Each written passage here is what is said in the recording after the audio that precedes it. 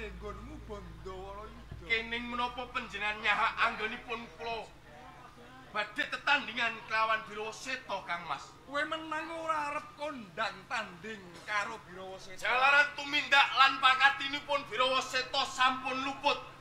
Dhewene wis sampun wantun. Badhe nyuwun mustakanipun Kang Mas Curiganata. Kula minangka ingkang dados kadangipun Kang Mas Curiganata. Kula menika mboten nrimaken lamun Birawa Seta badhe nyuwun mustakanipun Kang Mas Curiganata. Matur nuwun ya Dik ya Gunung Sari. Si kula Kang Mas. Perkara Birawa Seta lan Birawa Sekti kae ora usah kok ladeni.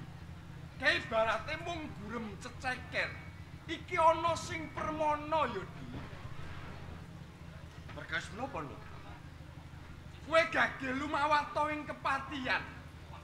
Kakangmu Inu Kertopati saiki lagi kebilut marang ayuning wanita liya ya.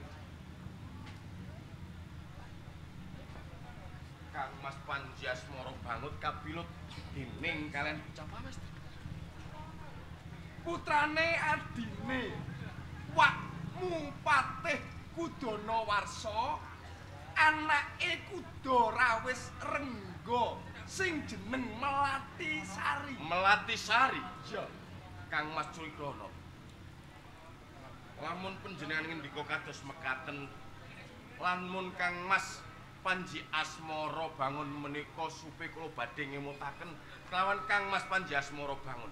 Jalaran kula menika mboten tega lan mentala lamun Kang Mas Panji Asmara bangun dhewekne tumindak sedeng kelawan Melati Sari. mula kowe aja nganti kedlarung kakangmu Inu Kertopati. Bone nandhang kitane Asmara karo Melati Sari. Gage